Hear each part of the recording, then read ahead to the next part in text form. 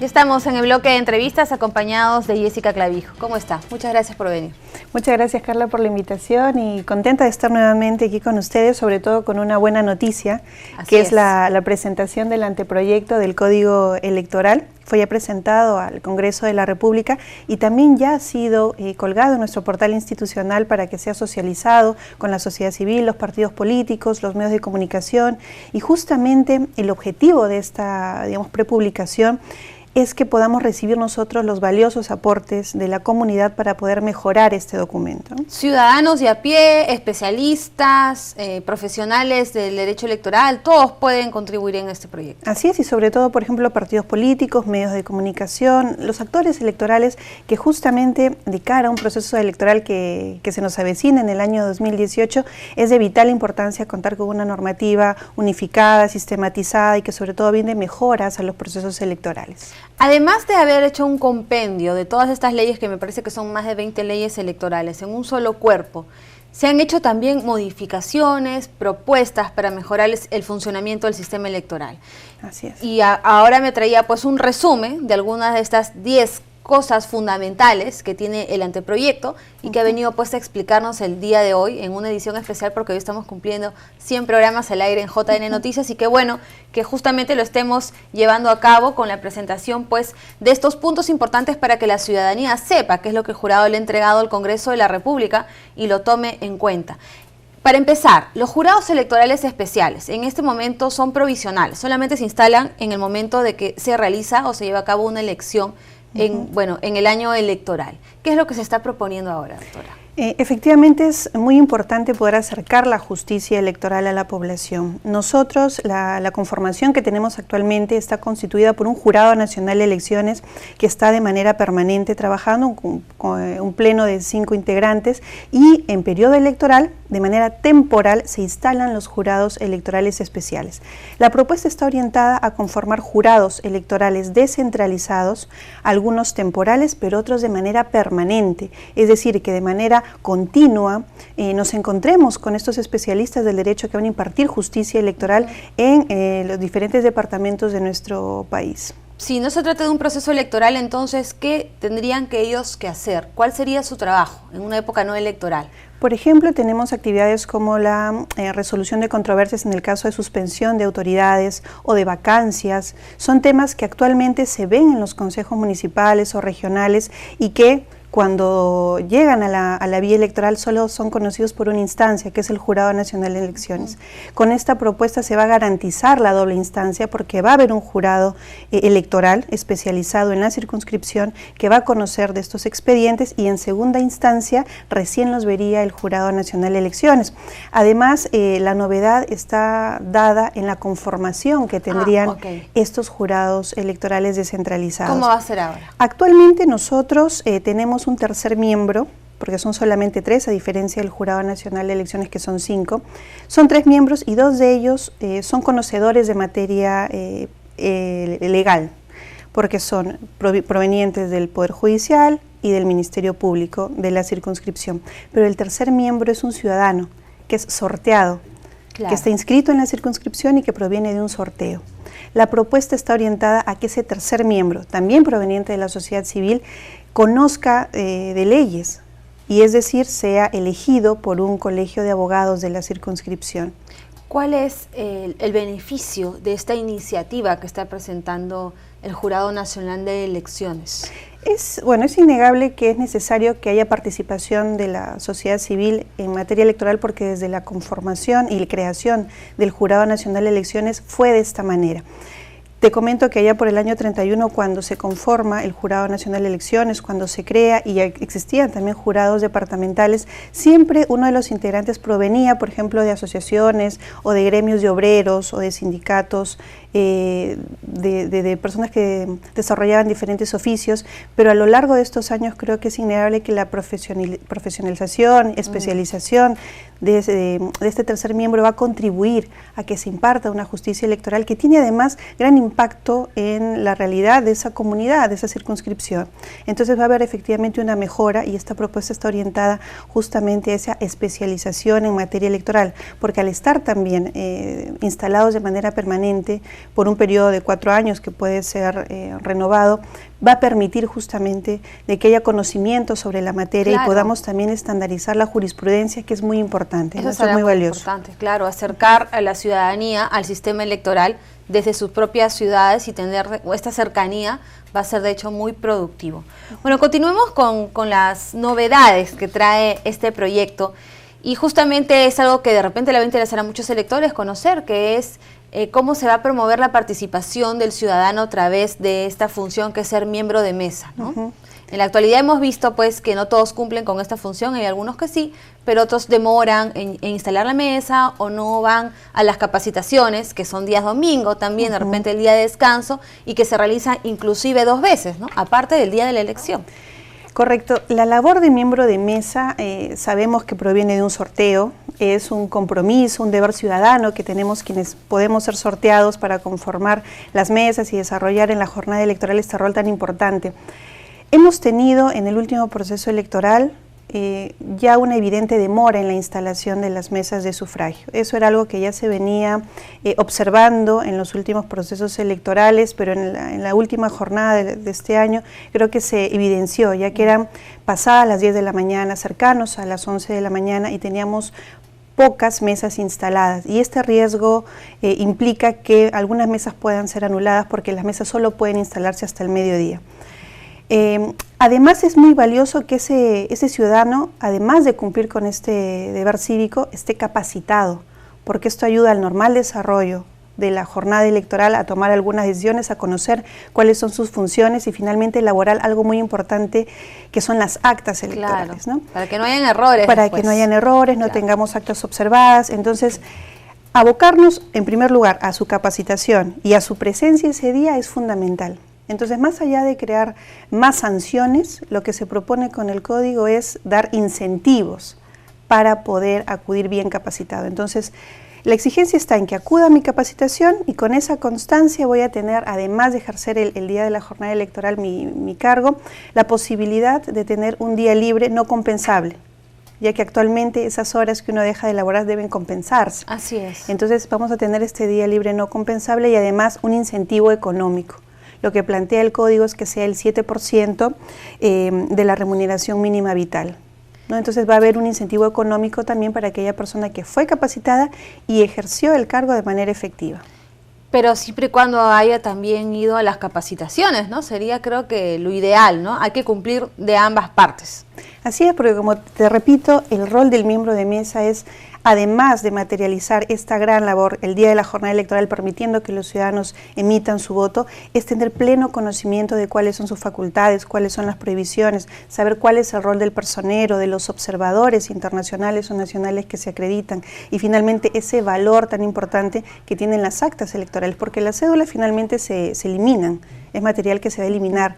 Lo que queda y lo que evidencia la voluntad popular de esa mesa son las actas electorales. ¿Esto funciona en otros sistemas electorales? Esta propuesta sí ya funciona, ¿no? Porque OMPE hablaba bastante de este tema. Yo imagino que estas iniciativas se han trabajado en conjunto con los otros organismos electorales. Este anteproyecto tiene un valor agregado y es que se ha podido socializar con OMPE y algunos de los aportes que ellos nos han brindado han sido ya incorporados en este anteproyecto, con cargo obviamente a que algunos otros también van a ser incorporados en la versión que se va a presentar los primeros meses del próximo año al Congreso. Con los cambios ya de los aportes ciudadanos. Con los aportes ciudadanos. Entonces, efectivamente, ese aporte técnico que nos ha brindado la OMPE también está incorporado en el anteproyecto en algunos puntos y hay algunos otros que también van a ser incorporados ya con mayor pertinencia en algunos ámbitos, ¿no? Voy a saltear un poco el orden en el que lo estábamos viendo porque habló de algo interesante, que es el tema de los incentivos. Si bien se está dando incentivos para los miembros de mesa, en el caso de las sanciones se están aumentando algunas, como por ejemplo en el financiamiento de los partidos políticos, el financiamiento privado, el financiamiento que sale de los propios candidatos, de los propios partidarios o de otras personas que quieran aportar pues a la campaña electoral. Estas son algunas cosas antes que las mencionen que ya se estaban trabajando desde el proyecto de hace algunos años que viene trabajando el Jurado Nacional de Elecciones. Sí, y mire, es algo muy importante lo que mencionas porque este anteproyecto no solo recoge algunas iniciativas o propuestas que se habían planteado en el 2011, sino también entre el 2011 y la actualidad se han presentado varios proyectos de ley por parte del Jurado Nacional de Elecciones. Uno de ellos, por ejemplo, en el año 2013, el de la nueva ley de partidos políticos, que ya contemplaba algunas sanciones, por decirlo así, políticas o administrativas al ámbito del financiamiento partidario. Y algunos otros proyectos que se han ido presentando sobre otras materias, por ejemplo, la no modificación de normas un año antes. El impedimento para los cargos de elección popular impedimentos también, ¿no? Para cargos de elección popular, declaración jurada de vida, y uno reciente que se presentó en relación a la conocida ley de dádivas, que se presentó el mismo día que se presentó también el anteproyecto. Entonces, sobre el financiamiento partidario, sí, efectivamente, se recoge esta posibilidad ya planteada en el año 2013 de tener algún tipo de sanción también política, como por ejemplo la suspensión de la inscripción en el caso que no haya cumplimiento de las sanciones sobre financiamiento partidario. Se sincera el aspecto relativo a al porcentaje o a la cantidad de aportes que se pueden dar a una organización política. ¿Se ha elevado? Se ha elevado. Actualmente es de 60 UITs. Se ha elevado a 200 UITs. Se ha triplicado. Para sincerar, creo, un poco más ese tema, para transparentarlo, para poder hacer una identificación adecuada de los aportantes. Y además, la propuesta que se dio también en el año 2013 sobre la bancarización de los aportes está también recogida en este texto.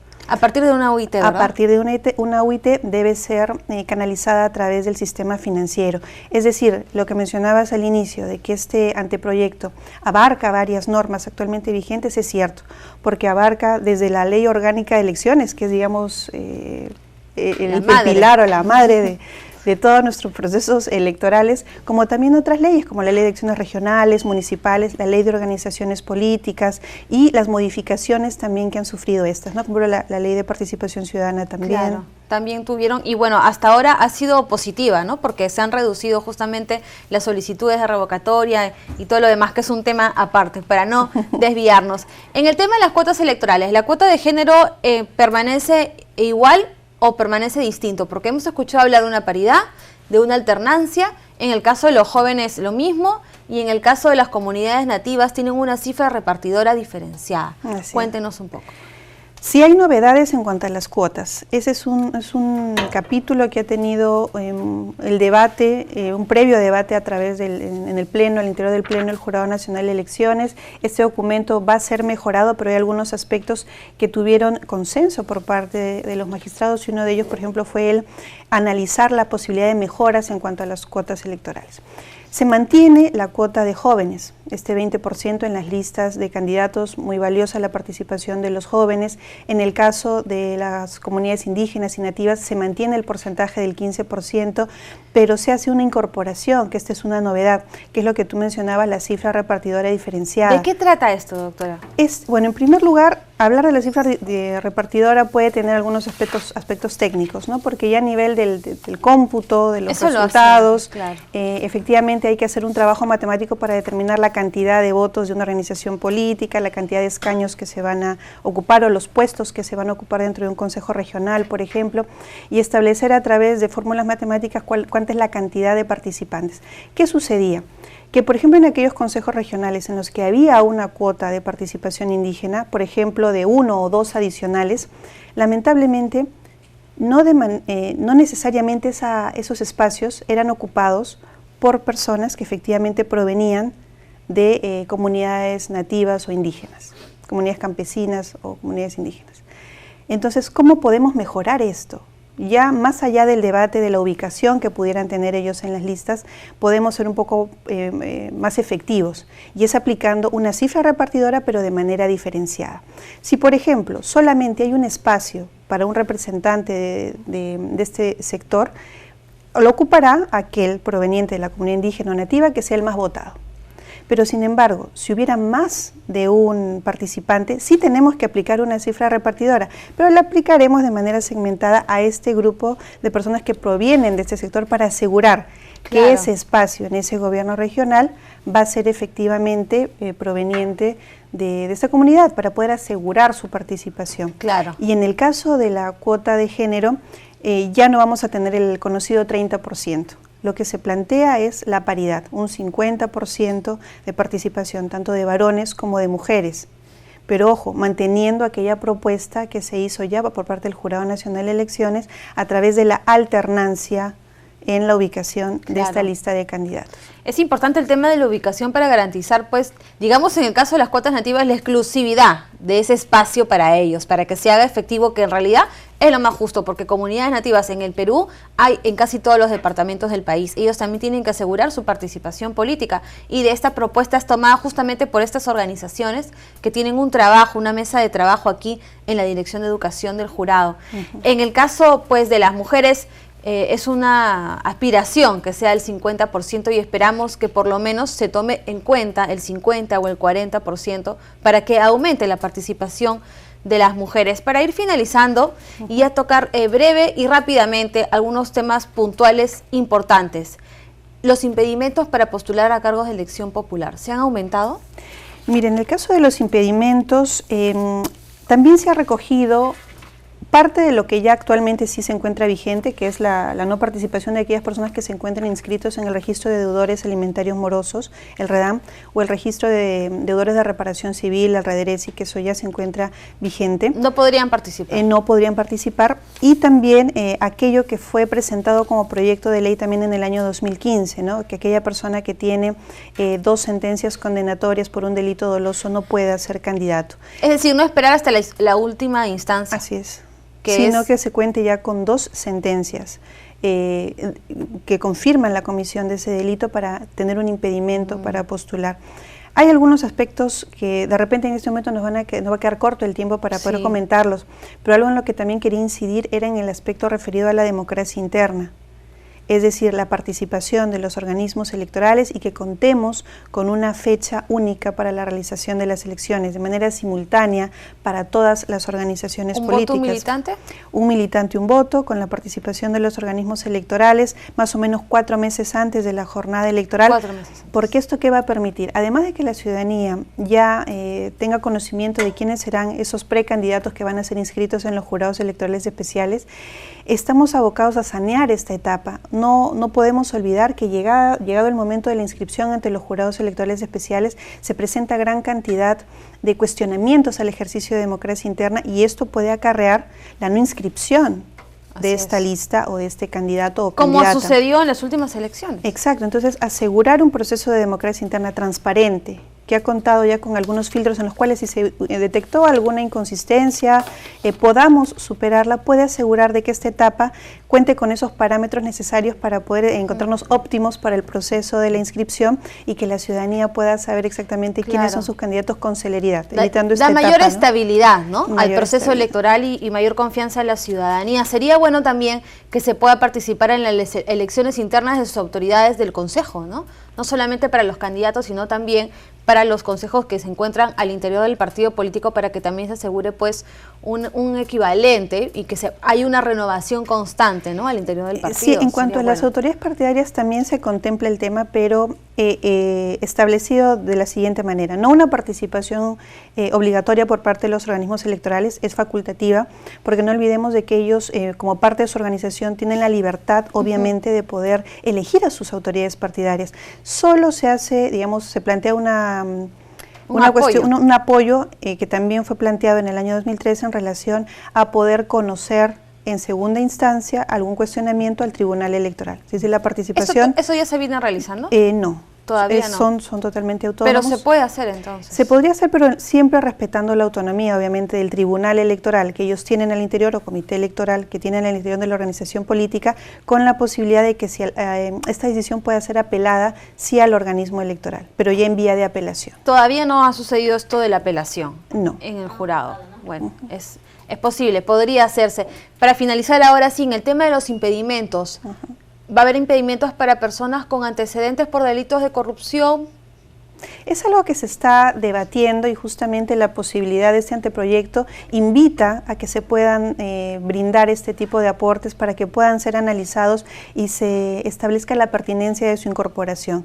Hay algunos aspectos como por ejemplo peruanos en el extranjero, la no reelección. Sí, le vamos a invitar nuevamente para que nos están explique. contenidos, pero así como este tema de impedimentos, obedecen ya un debate más bien en el ámbito político, claro, a nivel del Congreso de la República, mucho más profundo, y lo que pretende el anteproyecto es establecer algunas líneas base, obviamente con cargo a que muchos otros aspectos puedan ser mejorados y analizados debidamente por el Congreso de la República para ver si son incorporados o no. Ok, muchísimas gracias, doctora. Le esperamos nuevamente para que nos explique los otros aspectos como la ley de dádivas, que eso merece más tiempo para poder conversar y que los electores sepan cuál es la propuesta del jurado para mejorar esta cosa que sucede incluso en la época del Congreso, porque ya están entregando regalos y dádivas también nuestros congresistas en época navideña. Muchas gracias. A ti, gracias. Nos damos una pausa, venimos con el ex congresista y ahora presidente de Acción Popular, Mesías Guevara. Ya venimos.